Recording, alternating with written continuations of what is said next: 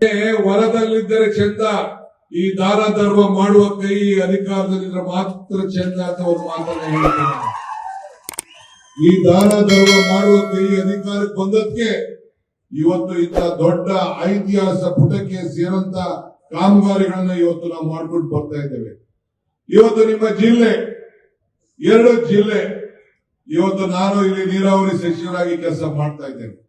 ಹಿಂದೆ ಕೂಡ ಕೆಲವು ಕಾಲದಲ್ಲಿ ನೀರಾವರಿ ಸಚಿವರಾಗಿ ಕೆಲಸ ಮಾಡಿದ್ದೆ, ಈಗ ಕೂಡ ಕೆಲಸ ಮಾಡ್ತಾ ಇದ್ದೇನೆ.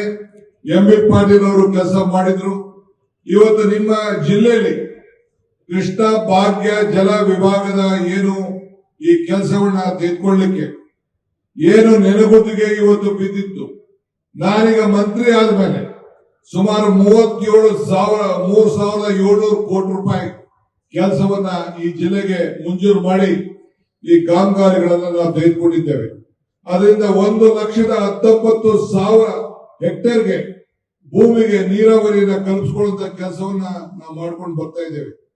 ಈಗ UKPಯ 3ನೇ ಹಂತ ಇವತ್ತು ನಾವು ಈಗಾಗಲೇ 21,000 ಕೋಟಿ ರೂಪಾಯಿ ಕೆಲಸವನ್ನ ಈಗಾಗಲೇ ನಾವು ತೆಗೆದುಕೊಂಡು ಈಗಾಗಲೇ ಕಾರ್ಯಕ್ರಮವನ್ನ ನಿಮ್ಮೆಲ್ಲರೂ ಕೂಡ ಇವತ್ತು ನೀವೆಲ್ಲ ಅನುಭವಿಸ್ತಾ ಇದ್ದೀರಿ.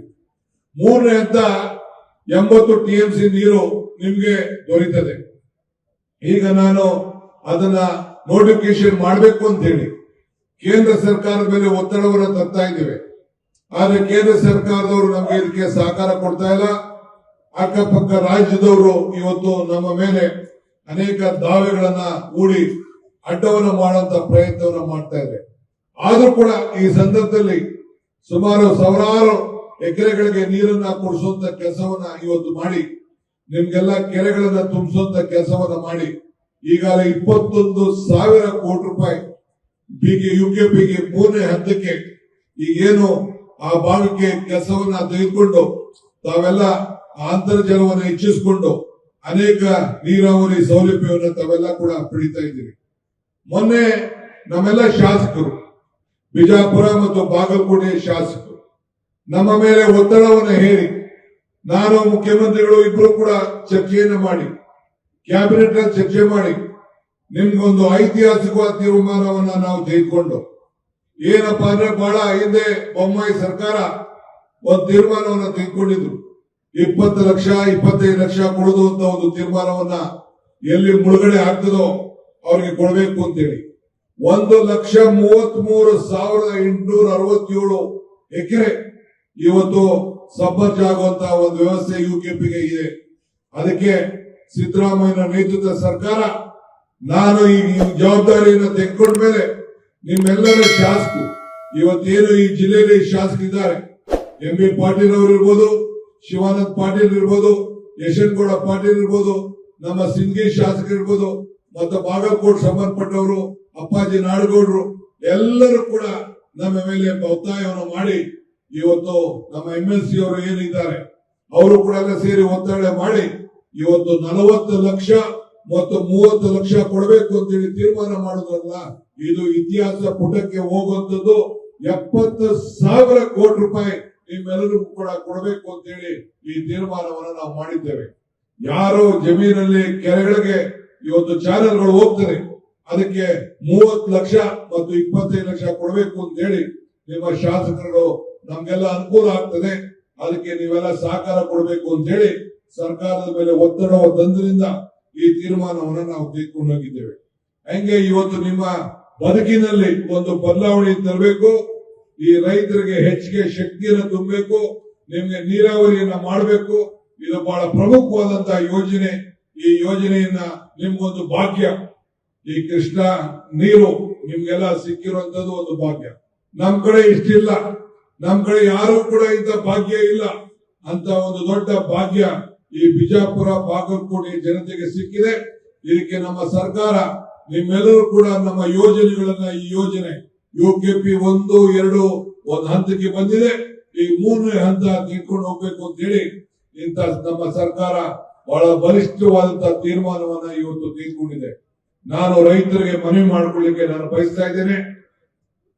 ಬಾಗಲಕೋಟೆ ಬಿಜಾಪುರ ರೈತರಿಗೆ ನೀವು ಕೋರ್ಟ್ಗಳಲ್ಲಿ ಹೋಗಿ ಸುಮಾರು 28-29 ಸಾವಿರ ಕೋರ್ಟ್ಗಳಲ್ಲಿ ಕೇಸ್ಗಳನ್ನ ಕೋರ್ಟ್ಗೆ ಹಾಕಿದ್ದೀವಿ. ಜಾಸ್ತಿ ಸಿಗ್ತದೆ ಅಂತ ಸಾಧ್ಯ ಇಲ್ಲ. ಹಂಗೇನಾದ್ರು ನೀವು ಕೋರ್ಟ್ಗೆ ಹೋಯ್ತು ಅಂತಂದ್ರೆ ಕೋರ್ಟ್ ಗಟ್ಟಲೆ ನೀವು ಹಣ ಕೊಡ್ಬೇಕು ಅಂತಂದ್ರೆ ಯಾವ ಸರ್ಕಾರ ಕೂಡ ಈ ಕಾರ್ಯಕ್ರಮ ತೆಗೆದುಕೊಳ್ಳಿಕ್ಕೆ ಸಾಧ್ಯ ಆಗುದಿಲ್ಲ.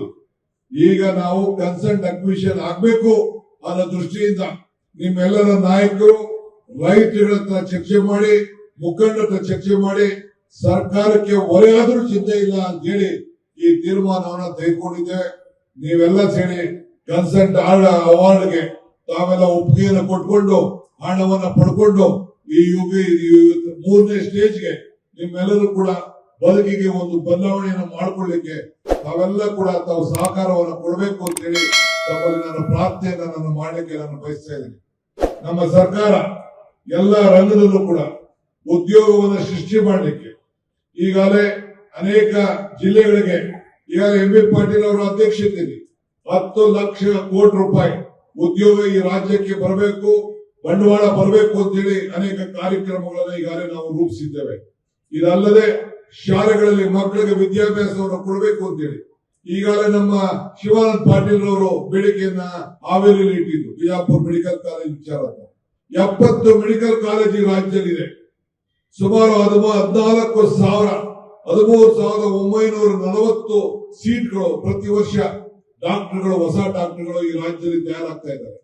ಬರೀ ನಮ್ಮ ಆರೋಗ್ಯ ಕ್ಷೇತ್ರದಲ್ಲೇ ಸುಮಾರು ನರ್ಸಿಂಗು, ಡೆಂಟಲ್, ಆಯುರ್ವೇದ ಇವೆಲ್ಲ ಕೂಡ ಪ್ಯಾರಾಮೆಡಿಕಲ್ ಇವೆಲ್ಲ ಸೇರಿದ್ರೆ 1 ಲಕ್ಷ ವಿದ್ಯಾರ್ಥಿಗಳು ಈ ಆರೋಗ್ಯ ಕ್ಷೇತ್ರದಲ್ಲೇ ಈ ರಾಜ್ಯದಲ್ಲಿ ತಯಾರಾಗ್ತಾ ಇದ್ದಾರೆ. ಇಡೀ ರಾಷ್ಟ್ರದಲ್ಲಿ ಯಾವ ರಾಜ್ಯದಲ್ಲೂ ಕೂಡ ಇಲ್ಲ ಅಂತ ಒಂದು ಕೆಲಸವನ್ನ ನಮ್ಮ ರಾಜ್ಯದಲ್ಲಿ ಇವತ್ತು ನಡ್ಕೊಂಡು ಬರ್ತಾ ಇದ್ದಾರೆ.